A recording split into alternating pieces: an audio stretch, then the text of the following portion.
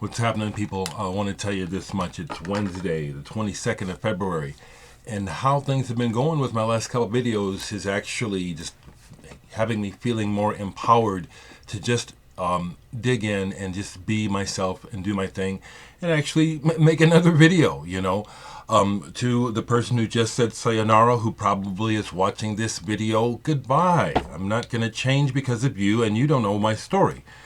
And I'm gonna be me. Am I? Is there a fair amount of bitching every video? Yeah. So what? So what?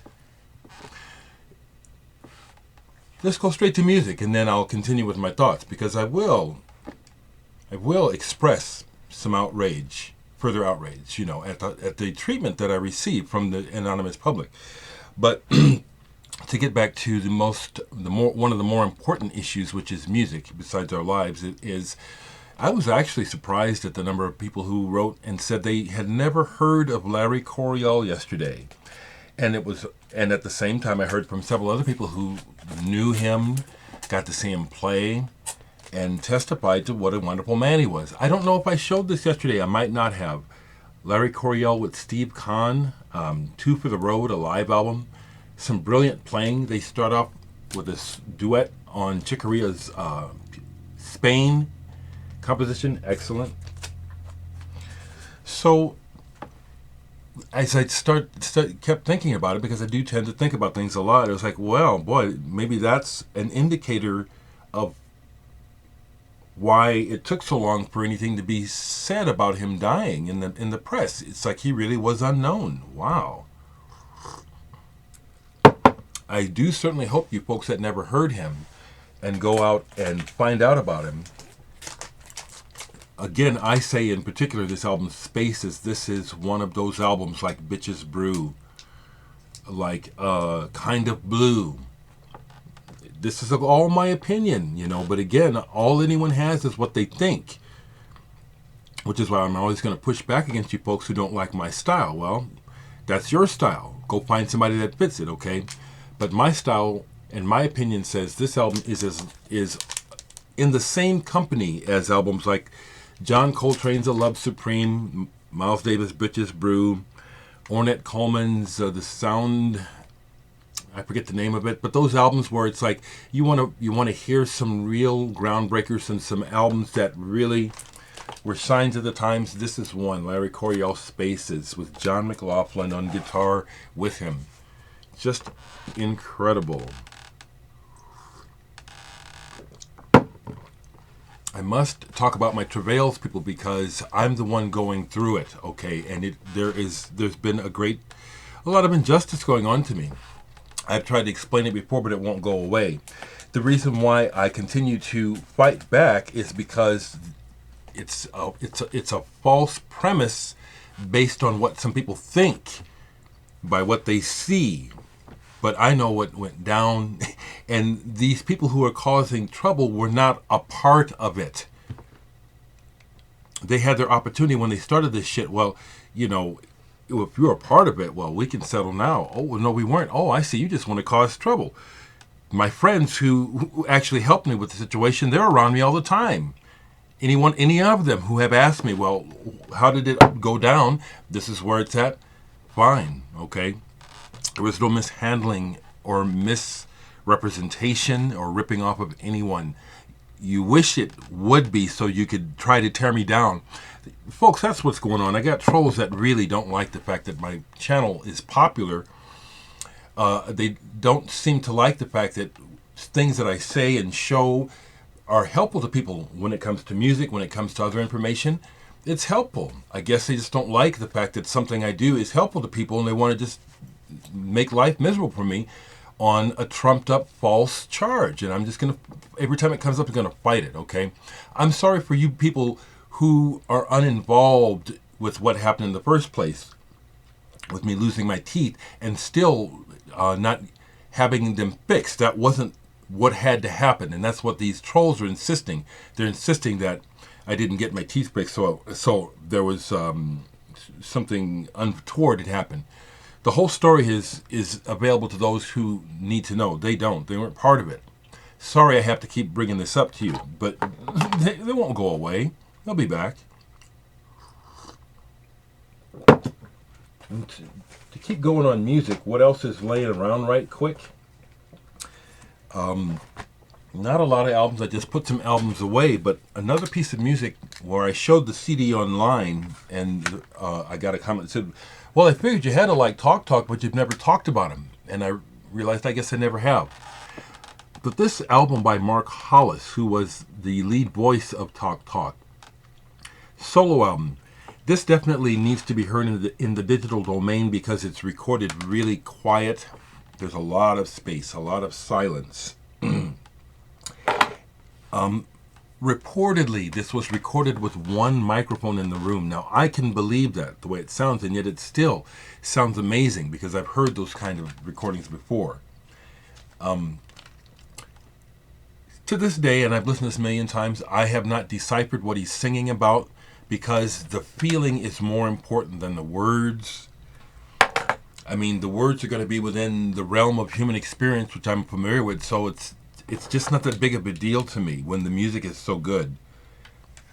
And this is one of those albums, Mark Hollis. This is just really, still don't know what that is on the cover. Is that some sort of piece of bakery? It almost looks like an animal, or a piece of bakery.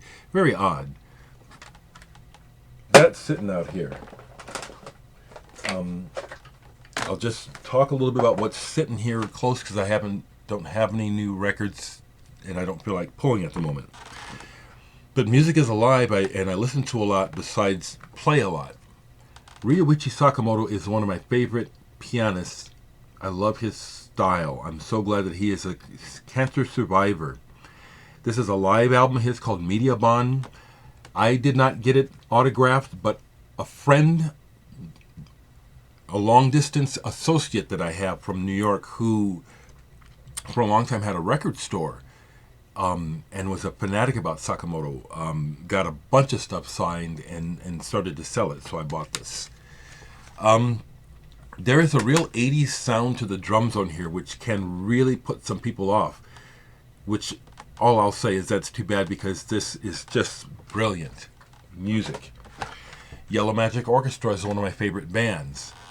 I finally got to see them when they did their 30th anniversary, or their 30 years We're Coming to America show. They did it as part of Japan Relief. When Fukushima blew up, because of the tornado, the earthquake, myself and a friend of mine who is also a big fan, we said we've got to go. We both love YMO, Sakamoto, Takahashi, Hosono. I've never had a chance to see them, so this was my one chance. Got to see him. It was amazing. Yoko Ono was a guest of honor, and she sang the blues with them. It was just wonderful to be able to see Yoko Ono live. But this Greatest Hits YMO CD was available there, only available at the show. And even though I have everything on here, there's really nothing special on here that I remember. Not really, no. I just had to get it because I love the band, and so I had this on recently. Another musician who I met years ago before I had a camera, because I like to take pictures when I meet people, is Todd Rundgren. I met him twice. I have a lot of respect for Todd. This album is called Liars, and just like I was talking about Frank Zappa, Todd is probably not more popular in a huge sense because he's always had the guts to say what he really feels, and he has never been afraid to say, I know I'm talented and I know I'm good, and I'm not going to play your shitty industrial game to curry your favor, which, because he's a pretty boy, I happen to know some of these stories about his life through people that know him. He refused to play the pretty boy game with the gay element of the industry that wanted his ass, literally. And he just let him know, no, you're not getting me. You talk to enough people who are willing to tell you the true story of the industry, who have been through it, they'll tell you the same thing. You know, when you want to get to a certain level of money, of success and money, you have to put out in one way or another, or in several ways. It's not a fable. It's true. I have never been to that level of success. But even dealing with trying to get a manager in my younger days, I can tell you some stories. I'm not going to. I've been through it. Another CD that's laying out here because I had programmed something from it for my show last week. The complete Warner Brothers recordings of Herbie Hancock. Those albums were fantastic. Mwandishi, Crossings, Fat Albert and the Rotunda Kid, or whatever you call that album. That's all on a double disc on here. Just wonderful. Herbie Hancock. Tribal Tech. I played them last week as well. Scott Henderson, the whole band, they're really great musicians. And again, I think it has partially to do with the crap of the industry. And yes, this is part of how I speak. I'm not changing for you folks that can't handle it. These guys didn't fit the mold. The drummer's huge guy. Scott Henderson, the lead guitar player, not pretty. Really kind of an odd-looking fellow. So when it came to the marketing department, they didn't know what to do, and so they blew it. But this music is incredible. Okay? Fusion. You know, sparks flying, hearing drummers and guitar bass players really play those instruments and do things that you don't hear a lot of people do. That's Tribal Tech. Get that music. Okay, so I put my commentary in the middle about why I'm not going anywhere, and these people who insist on trying to create a controversy for me, it's not going to work for me. They have actually driven other people away from the vinyl community. You're not driving me away because what you're on about isn't real. It's false. I am real, and I am honest, and I deal with everything that I do honestly. And you people ain't got shit on me. You're looking... Yesterday, I left the conversations up because once again, I made an attempt to logically deal with these people and got nowhere. The more information I gave, which they don't deserve in the first place, because they weren't part of this. You know, I gave them that option when they first started causing trouble. Oh, were you part of the fund that tried to help me? You want your money back? You can have it back. Well, it turns out they didn't give me any money. They're just trying to cause trouble. Everyone that's ever asked me about why I don't have my teeth fixed and what happened to the money, which I used it to keep living, which is fine with everybody once they hear it, and that was part of it in the first place. There was no specific specification that if you don't get your teeth fixed, you have to give the money back. No. The money was there to help me towards it, and it did help me. Thank you. Okay? So trolls... keep trying, but you got the wrong guy. I didn't bilk anyone out of money. I didn't. I also blocked another guy who I was trying to be friendly with, who it ended up being rather unfriendly and negative. And all I got to say about that is, the way that I interpret that is that certain types of people misinterpret my realness and my emotional statements as something that it's not. And so they maybe see it either as weakness, or maybe they think I'm kind of stupid too because I'm doing it. And so they come in here and try to start some stupid shit with me, okay? And I try to diffuse it, try to take it to another level and go with it until it becomes obvious. Okay, this person has ill intent. You're out of here. It's weird. Last thing I'll say is a recent local magazine. You know how every city does. They'll have their magazines that are your free arts, entertainment, personal finance, music, and classifieds news weekly. So here's one of the more recent ones I hadn't known anything about. Focus. Well, one of the writers interviewed me last Saturday for the magazine, and this week's issue comes out today. I'll be going out and picking up a copy to see how the article came out, and I'll share it with you.